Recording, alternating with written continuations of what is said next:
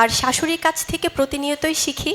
উনি ঠিক সেই আমার ফ্যামিলির ছোট মেয়েটার মতোই আমাকে একদম বাচ্চার মতো করেই ট্রিট করে।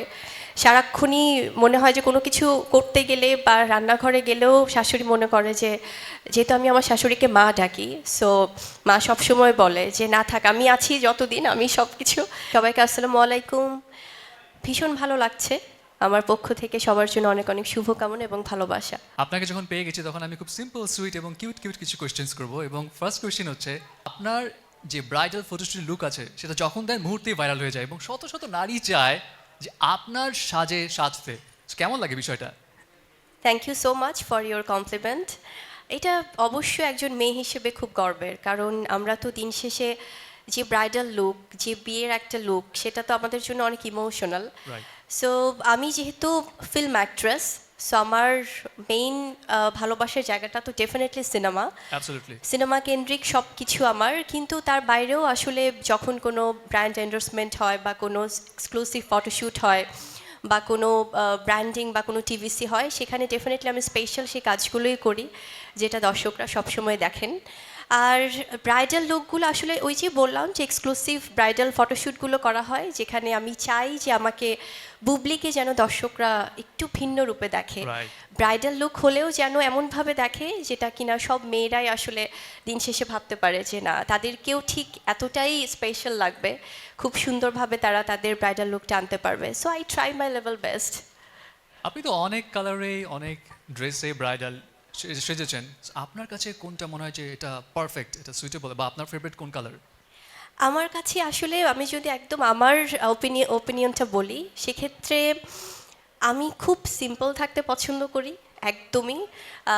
শুটিংয়ের সময় ডেফিনেটলি আমাদের সেটা ক্যারেক্টার ওয়াইজ অনেক মেকআপ নিতে হয় বা অনেক সময় সাজতে হয়, কিন্তু তার বাইরে আমার কাছে মনে হয় যে খুব সিম্পল লুক, সেটা যদি উইদাউট মেকআপও হয় সেটা খুব ভালো লাগে। অনেক সময় আমরা হয়তো বা মুভির জন্য খুব ডাউন মেকআপেও যাই, ব্ল্যাক মেকআপে যাই, অনেক সময় উইদাউট মেকআপে যাই, কিন্তু ব্রাইডাল লুক যদি স্পেশালি আমি বলি, আমার কাছে মনে হয় যে খুব সিম্পলি কিন্তু মেয়েদেরকে অনেক বেশি সুন্দর লাগে।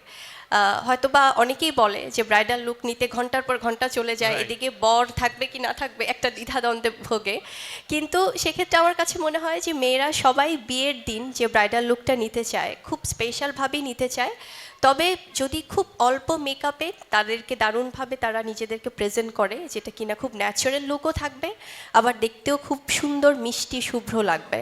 সো সেক্ষেত্রে আমার কাছে মনে হয় যে এটা খুব দারুণ একটা ব্যাপার। এখানে সাডেনলি আমার মাথায় একটা কোয়েশ্চেন স্ট্রক করলো যে আপনার এই লুকগুলোতে তো অনেক অনেক প্রশংসা আপনি পান, বাট যখন আপনি রিয়েল লাইফে বউয়ের সাজ দিয়েছিলেন ওই সময় আপনি কার প্রশংসা বেশি পেয়েছিলেন? অবশ্যই সেই আপন মানুষটারই। সো ডেফিনেটলি, কারণ হয় কি, নিজের কাছে নিজের পরিবারের মানুষদের অ্যাপ্রিসিয়েশনের বাইরে তো আর কিছু না। এক্স্যাক্টলি। তো অবশ্যই যখন নিজের ভালোবাসার মানুষটা অনেক বেশি প্রশংসা করে, সেটা বিয়ের দিন হোক বা তারপরে, শুধু বিয়ের দিন প্রশংসা করে শেষ করে ফেলবে তা না, সারা জীবনই প্রশংসা করতে হবে। সো সেটা বরাবরই পাই। ও গ্রেট। আচ্ছা, বিয়ের সময়, বিয়ে যেহেতু একটা স্পেশাল মোমেন্টস, ওই সময় মেয়েদের অনেক রকম নার্ভাসনেস কাজ করে, টেনশনস কাজ করে। অ্যাট দ্য সেম টাইম বিয়ের পরবর্তী সময় শাশুড়ির কাছ থেকে হয়তো কিছু গিফটস পায় বা কিছু উপদেশ পায় যেটা সারা জীবন তারা বয়ে নিয়ে বেড়ায়। আপনাকে ক্ষেত্রে আপনার শাশুড়িকে এমন কোনো উপদেশ দিয়েছিল যেটা আপনি এখনও মনে হয় পালন করেন? আমার শাশুড়ি, আমি বলবো যে আমি খুব লাকি, খুবই লাকি, কারণ আছে না যে মেয়েরা তো মায়েদের কাছ থেকে সবসময় শিখে শিখে বড় হয়। সো প্রতিনিয়ত আমি যেহেতু আমার ফ্যামিলির সবার ছোট, আমার মা কখনো ওই রান্না বান্না বা কোনো কিছু করতে দিতে চায় না, কারণ ভাবে যে মেয়েরা তো শ্বশুরবাড়ি যেয়ে তো কাজ করবেই, কিন্তু সব কিছু শিখিয়েছে, কারণ মেয়ে মানুষ মানেই রান্না জানতে হবে definitely. So I love to cook. আর শাশুড়ির কাছ থেকে প্রতিনিয়তই শিখি। উনি ঠিক সেই আমার ফ্যামিলির ছোট মেয়েটার মতোই আমাকে একদম বাচ্চার মতো করেই ট্রিট করে। সারাক্ষণই মনে হয় যে কোনো কিছু করতে গেলে বা রান্নাঘরে গেলেও শাশুড়ি মনে করে যে, যেহেতু আমি আমার শাশুড়িকে মা ডাকি, সো মা সবসময় বলে যে না থাক, আমি আছি যতদিন আমি সব কিছু দেখে রাখি। সো খুব মানে একদম সেই মেয়ের মতো করেই আদর করে, ভালোবাসে। সো আমি খুব লাকি এদিক থেকে। ওয়াও, এমন শাশুড়ি পাওয়া আসলে অনেক ভাগ্যের ব্যাপার। আচ্ছা, এমন শাশুড়ি পাওয়ার জন্য অ্যাকচুয়ালি কী করতে হয়? কোনো সিক্রেট টিপস আছে নাকি? মেয়েদেরকে কিছু বলবেন নাকি? না, আমার মনে হয় এখনকার মেয়েরা সবাই ভীষণ ভীষণ আসলে স্মার্ট, ভীষণভাবে নিজেদেরকে প্রেজেন্ট করে, তারা এতটা সুন্দর রাখে নিজেদের।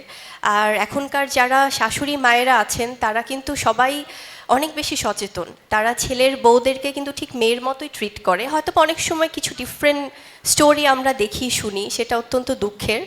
তবে আমার কাছে মনে হয় শাশুড়ি মায়েরাও যদি সকল বউদের প্রতি সেই ভালোবাসাটা রাখেন, সবার জন্য খুব ইজি। এবং অ্যাট দ্য সেম টাইম সব ছেলের বউদেরকেও শাশুড়ি মাকে মায়ের মতোই রেসপেক্ট করতে হবে। সো এটা দুদিক থেকেই আসলে পসিবল। আচ্ছা, কোনো না কোনো সময় তো আপনিও ছেলের বউয়ের শাশুড়ি হবেন ইনশাআল্লাহ। অ্যাট দ্যাট টাইম আপনি আপনার ছেলেকে কি উপদেশ দিবেন মা হিসেবে? আমি তো আমার ছেলের সাথে অনেক বেশি ফ্রেন্ডলি এখন, মানে এখন যেহেতু আস্তে আস্তে করে শেহজাদ বড় হচ্ছে, ওর বাবাও যেমন ওকে সবসময় বলে যে বাবা কোনো মেয়েকে পছন্দ করলে আগে আমার সাথে পরিচয় করে দেবে, মানে বাবার সাথে আগে পরিচয় করাবে, কারণ বাবা সবসময় এগুলো নিয়ে খুব মজা করে শেহজাদের সাথে। সো আমি খুব ফ্রেন্ডলি, আমি অনেক আল্লাহ যদি তৌফিক দান করে, যদি বাঁচিয়ে রাখে সুস্থভাবে আমাদের সবাইকে, অবশ্যই আমি সেই বন্ধু শাশুড়িটাই হব ছেলের বউয়ের জন্য। ছেলের বউ আর আমি মিলে একসাথে রান্না করব, একসাথে খাবো, একসাথে ঘুরতে যাব, মানে শাশুড়ি বউ এটা ফিল করাতে চাই না, Great. যেন দুজন ফ্রেন্ড, সেই ফিলটাই দিব অবশ্যই। ওয়াও, বউ যেন ওরকম হয়, শাশুড়িকে বন্ধু হিসেবে নেয় ইনশাআল্লাহ। আচ্ছা, আমার একটা কোশ্চেন হচ্ছে, ছোটবেলায় অনেকের অনেক রকম থাকে না বিয়ে নিয়ে, যে আমি এই সাজ দিব বা এই গেটআপে থাকবে, আমার জামাই এরকম হবে, বা সিজন নিয়েও যে আমি এই সিজনে বিয়ে করব। আপনার কি এরকম কোনো সিজন ছিল নাকি যে এই সিজনটাই বিয়ে করলে ভালো হতো? সবাই তো বলে বিয়ের মানে একদম আসল সিজন হচ্ছে শীতকাল। এটা কেন বলে? আমি জানি না, কারণ শীতকাল আমার পার্সোনালি খুব একটা পছন্দ না। হ্যাঁ? কারণ শীতকালে আছে না যে অনেক সময় আমরা অনেক সুন্দর সুন্দর মেকআপ বা ড্রেস আপ করতে গেলে মনে হয় যে আচ্ছা খুব ঠান্ডা পড়ছে, কি হবে, কিভাবে কি প্ল্যানিং। তবে ব্রাইডাল লোকের আমি একটা জিনিস দেখলাম যে যেহেতু এখানে অনেক ভারী গহনা, ভারী ড্রেস আপ সব কিছু থাকে, সেক্ষেত্রে উইন্টারটা ডেফিনেটলি ভালো। সো শীতকালটা আমার মনে হয় কম্পারেটিভলি বিয়ের জন্য পারফেক্ট, কারণ সামারে যদিও সবার একটু কষ্ট হয়, তবে এছাড়াও তো অনেক সিজন আছে, বর্ষাকাল আছে। So, আমার ব্যক্তিগতভাবে পছন্দ বর্ষাকাল। সো রেইনি সিজনের বিয়েটা আমার মনে হয় যে এটা আলাদা একটা অ্যাটমসফিয়ার ক্রিয়েট করে, আলাদা একটা রোম্যান্টিক একটা ওয়েদার ক্রিয়েট করে। আপনি কি রোমান্টিক ওয়েদার পেয়েছিলেন? 100%। ও গ্রেট, আপনি লাকি এনাফ। আমিও চেয়েছিলাম যে আমার বিয়ে শীতকালে হোক, বাট আমার গরমে হয়েছে। উফ। যাই হোক, সো নেক্সট কোয়েশ্চেন হচ্ছে, বিয়ের আয়োজনে কোণে দেখা, বরের সাথে সেলফি তোলা, বউয়ের সাথে সেলফি তোলা, এগুলো তো থাকেই, বাট আরেকটা মোস্ট ইম্পর্টেন্ট বিষয় হচ্ছে অনুষ্ঠানের ক্ষেত্রে গেস্টদের জন্য স্পেশালি খাওয়া দাওয়া। সো আপনার ক্ষেত্রে যখন আপনি কোনো বিয়ের উৎসবে যান বা ওরকম আয়োজনে থাকেন, কোন খাওয়াটা আপনি একদমই মিস করেন না, মানে এটা স্কিপ করা যাবেই না যতই ডায়েটে থাকি আমি? আমি আসলে খেতে ভীষণ পছন্দ করি, খুবই ভালোবাসি, যদিও আমাদের তো একটা ডায়েট চার্টে থাকতেই হয় যেহেতু আমরা মিডিয়া পার্সন, বাট তার বাইরে খেতে খুবই ভালোবাসি। আর বিয়েতে তো আসলে এত এত রিচ ফুড থাকে, যদিও আমি খুব রিচ ফুড লাভার না, I am fish lover. So আমার ফিশ ভীষণ ভালো লাগে, ফিশ ভেজিটেবলস। সো বিয়েতে স্পেশালি আমার কাছে মনে হয় কাবাব আইটেমগুলো আমি খুব পছন্দ করি, দেখলেই মনে হয় যে একটু চট করে খেয়ে নেই। আর এছাড়া তো মিট আইটেম থাকেই, বাট আমি খুব একটা রিচ ফুড পছন্দ করি না।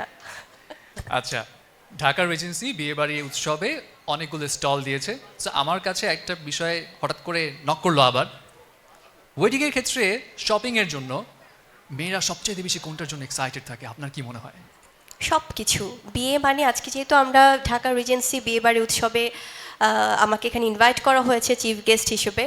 So I am so honoured, কারণ বিয়ে বাড়ি বা বিয়ে উৎসব এত সুন্দর একটি নামকরণ করা হয়েছে, এখানে আমরা একটু আগে গ্র্যান্ড ওপেনিং করেছি।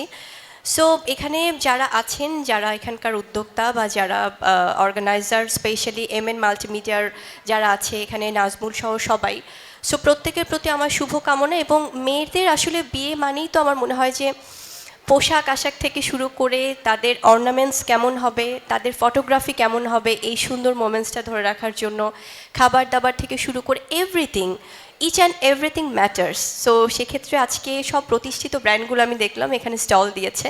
সো সবার প্রতি আমার শুভকামনা। এবং যারা যারা এখানে এসছেন, আমাদের, আমি বরাবরই বলি, আমাদের রেসপেক্টেড জার্নালিস্ট যারা আছেন, যারা আমাদের এত সুন্দর আয়োজনগুলো দর্শকদের কাছে পৌঁছে দেন, সবার প্রতি অনেক ভালোবাসা, কারণ তারাও আমাদের এই বিয়ে বাড়ির অনেক গুরুত্বপূর্ণ অংশ। ও নাইস। আচ্ছা, আরেকটা কোয়েশ্চেন হচ্ছে, একজন নারী হিসেবে আপনি সব মেয়েদেরকে কি অ্যাডভাইস দিতে চান যে লাইফ পার্টনার চুজিংয়ের ক্ষেত্রে একটা ছেলের মধ্যে যদি এই জিনিসটা থাকে, বাবা কেটে পড়ো, ওইদিকে যাওয়ারই দরকার নেই। অবশ্যই আমি বলবো, যেটা একটু আগে বললাম, মেয়েরা এখন অনেক বোঝে, তবে আমার ছোট্ট অভিজ্ঞতা থেকে বলবো যে অনেস্টিটা খুব ইম্পর্ট্যান্ট এবং কমিটমেন্ট। যদি বিয়ের আগে, অবশ্যই সেটা অ্যারেঞ্জ ম্যারেজ হোক বা সেটা পছন্দ করে কোনো ম্যারেজ হোক, সব কিছু ক্ষেত্রেই যে কমিটমেন্টটা করবে লাইফ পার্টনার, সেটা যেন একদম জীবনের শেষ অবধি রাখে, সেই অনুরোধটা আমার থাকবে সব ভালোবাসার মানুষদের প্রতি। কারণ একটা মেয়ে কিন্তু সব কিছু ছেড়ে সেই মানুষটাকে বিশ্বাস করেই কিন্তু তার জীবনটা স্টার্ট করে, নতুন একটা জীবন। সে তার বাবা মা ভাই বোন সবাইকে ছেড়ে এসে আরেকটা নতুন বাড়িতে ওঠে।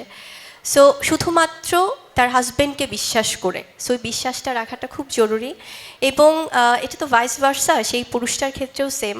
তারাও মেয়েদের কাছ থেকে হয়তো এক্সপেক্ট করে, কিন্তু আমার মনে হয় 100%-এর মধ্যে 99% মেয়েরাই কিন্তু রাখে। সো ছেলেদেরও খুব দরকার যে সেই ভালোবাসা, সেই কমিটমেন্ট, সেই লাভ, সেই রোম্যান্সটা সবসময় রাখার। মানে বিয়ে হয়ে গিয়েছে বলেই যে সব শেষ তা না, সেই ভালোবাসাটা যদি সবসময় থাকে, আমার মনে হয় যে জীবনটা খুব সুন্দর হয়।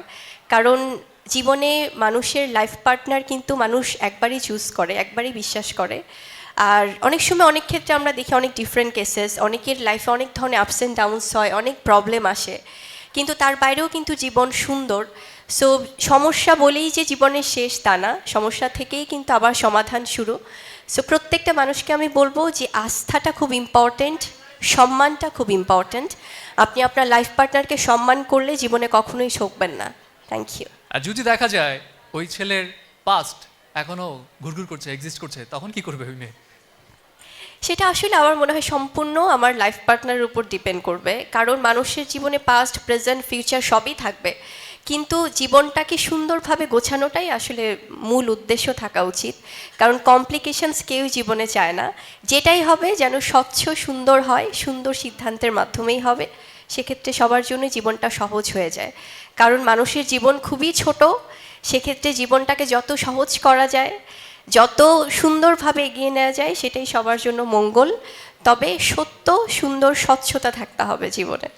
ওয়ান লাস্ট কোয়েশ্চেন, আপনার মতে একজন মেয়েকে ইভেন আফটার ম্যারেজ ক্যারিয়ারে যখন তার মেনটেন করতে হয়, সেক্ষেত্রে ওই নারীর কোন মাইন্ডসেটটা থাকা খুব জরুরি? অবশ্যই আমি যদি আমার ব্যক্তিগত জায়গাটা থেকে বলি, আমার সবসময় পরিবার প্রায়োরিটিটা আমি অলওয়েজ আগে দিয়েছি। আমার পরিবার, সন্তান, আমার সংসার এবং আমার ফ্যামিলি, সেটা দুই পরিবার, আমার বাবা মার দিক থেকে হোক বা আমার শ্বশুর শাশুড়ির দিক থেকে হোক, আমার সন্তান হোক, সব কিছু সেই প্রায়োরিটির জায়গাটা ফার্স্ট প্রায়োরিটি রেখেই কিন্তু আমি আমার চলচ্চিত্র যে পরিবার বা আমার মিডিয়ার যে পরিবার, সেই পরিবারগুলোকে আমি সবসময় সুন্দর রাখার চেষ্টা করি। সো আমার মনে হয় যে যদি হাজব্যান্ড বা যদি শ্বশুরবাড়ির ফ্যামিলি বা বাবা মায়ের ফ্যামিলি থেকে সবার 100% সাপোর্ট থাকে, সেক্ষেত্রে যে কোনো মেয়ের জন্যই বাইরে কাজ করাটাও খুব সহজ হয়ে যায়। Thank you so much. Thank you so Dhaka much. Regency, ও আচ্ছা, আপনি থ্যাংক ইউ সো মাচ এত জোর দিয়ে বললেন যেমন ও Exactly, শেষ হয়েছে। কারণ সে বিয়ে সংক্রান্ত এত প্রশ্ন করে যাচ্ছে, মানে আমার কাছে মনে হয় যে আসলে আজকে আমরা বিয়ে বাড়িতে এসেছি না, মনে হচ্ছে সত্যি সত্যি আমার বিয়েতে এসেছি আমি। Right. So, না, ভীষণ ভালো লাগছে আসলে, খুব ওয়ান্ডারফুল একটা এক্সপিরিয়েন্স নিয়ে যাচ্ছি। আর থ্যাংক ইউ স্পেশালি, কারণ You're welcome. খুব ডিফারেন্ট একটা এক্সপিরিয়েন্স হলো। Thank you. এবং Thank আপনিও you. মন খুলে কথাগুলো বলেছেন, আমার কাছে ভালো লাগলো।